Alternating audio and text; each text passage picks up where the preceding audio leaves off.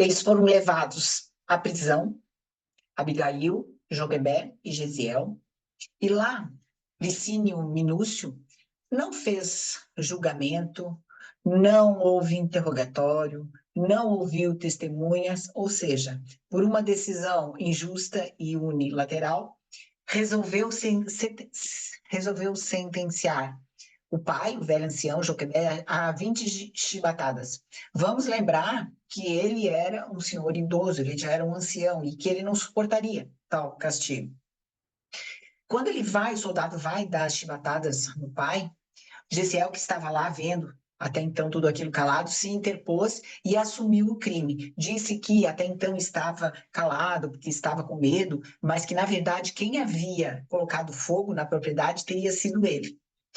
Daí o Licínio pergunta assim, mas não foste tu que fosse lá auxiliar os meus servos, socorrer os meus servos e ajudar a aplacar o incêndio? E ele falou que sim, que foi ele, mas que ele fez aquilo por remorso, mentindo, é claro, para proteger o pai. Licínio, então, vendo aquilo, pela maldade que tinha no seu ser, resolve castigar os dois. O pai, porque ele soube, através dos empregados dele, que viram o Joquebed atendo fogo lá, e puniu o filho, Gesiel, por estar querendo proteger o pai. Manda castigar. Quando eles estavam no meio do castigo, entra um soldado e fala que Rufino, que era um dos servos que tinha sido mortalmente ferido, acaba por falecer. E aquilo deixa ele mais irado ainda, e então ele pede que a pena seja dobrada, ou seja, em vez de 20, ia ser 40 chibatadas. Além disso, ele diz que Gesiel, pela morte do servo dele, vai ser levado aos cativeiros da galera. Vamos lembrar duas coisas.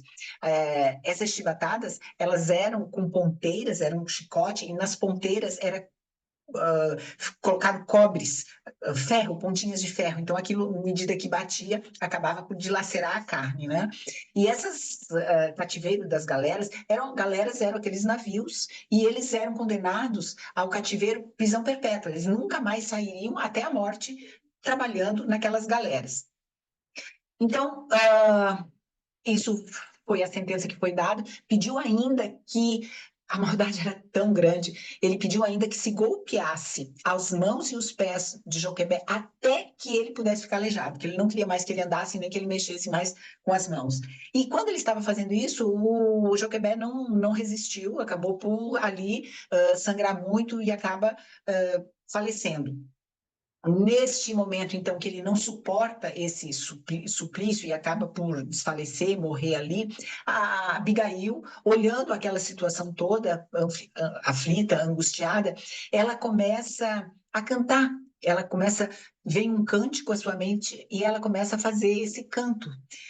Quando ela começa a fazer esse canto com aquela voz melodiosa, melíflua, aqueles verdugos começam a se emocionar.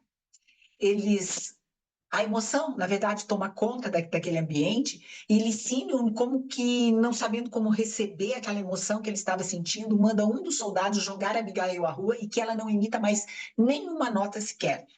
Abigail, então, dá o seu último olhar ao irmão amado, que está lá no chão, praticamente desfalecido. O pai já tinha morrido, e sai à rua. Quando ela está indo à rua, esse soldado chamado Justino, né, que foi encarregado de levar Miguel para a rua, ele dá um conselho para ela, porque ele fala assim, olha, Licínio, ele está tomado da emoção, mas ele vai recorrer, ele vai recobrar a razão, então foge de Corinto, não fique mais aqui, porque você vai ser perseguida. Então ela fala assim, mas e meu irmão? Porque, né, o irmão está lá, e daí ele diz assim que ninguém volta vivo do cativeiro das galeras. Então, que ela fosse sem olhar para trás. Então, Abigail sai atordoada de lá e vai procurar um casal de amigos, Zacarias e Ruth, que eles estavam prestes a deixar a Caia e se dirigir a alguma outra cidade. Então, ela chega lá, ela pede abrigo, ela conta o assassinato do pai, a prisão, o cativeiro do irmão, tudo o que aconteceu. E esse casal, então, bastante comovidos com a situação de Abigail, que era praticamente uma criança, acabam por acolher Abigail e a levam consigo, né? Eles dizem que estão partindo logo em seguida, naquela semana vão à Palestina e vão levar a Abigail consigo, adotando-a como filha, que ela não se preocupasse, que ela estaria acolhida. Enquanto isso, Gesiel era já conduzido ao porto junto à galera para os trabalhos perpétuos, né? E ele já estava em viagem, então ia de porto em porto, Gesiel sempre carregando, descarregando, trabalho muito árduo, e assim foi as coisas encaminhando, até que em determinado momento nessa galera, uma febre começou a tomar conta e vários trabalhadores, passageiros começaram a ficar doentes. E um dos patrícios romanos que estavam fazendo essa viagem também adquiriu essa febre e caiu doente. E assim não tinha mais a quem que pudesse ali servir esse patrício. E o feitor, então, demanda que Gesiel fosse designado para cuidar e tratar desse jovem patrício, e foi assim que ele o fez. Ele cuidou tão bem, ele foi tão cuidadoso, amoroso, atencioso, que quando esse jovem patrício melhorou, foi ter com o feitor da galera para saber quem era aquele servo humilde, educado, bondoso, que havia, na verdade, conquistado muito a sua admiração. E o feitor, então, explica quem era o Gesiel, como que ele estava ali, e, mas que Paulo Sérgio, que era esse jovem patrício, que ele não se preocupasse mais porque Gesiel havia adquirido a doença, a febre, e que ele estava pensando em atirá-lo ao mar, que era um dos costumes da época, né?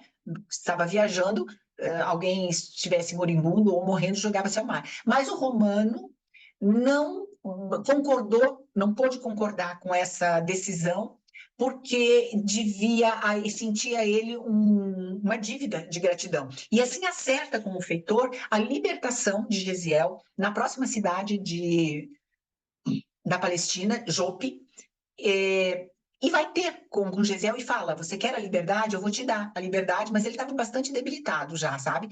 Eu vou te dar um dinheiro, você pega uma das minhas túnicas e no próximo porto de Jope você será libertado. Agora, eu estou contrariando as ordens de Licínio, ele nunca vai poder saber, nós vamos dizer a ele que nós te jogamos ao mar. E dá assim a liberdade ao Gesiel, né? Esse jovem dá liberdade ao jovem hebreu. Bastante enfraquecido, Gesiel é deixado no porto, escondido, e assim ele vai entre pedidos, entre orientações, para ver aonde que ele poderia, uma cidade que ele não conhecia, onde que ele poderia ter um repouso, onde que ele poderia ter uma pousada, indicam a ele, então, pela situação que ele estava, a casa do caminho. E dessa forma, então, que nós vamos ver no próximo vídeo, Gesiel chegando à casa do caminho.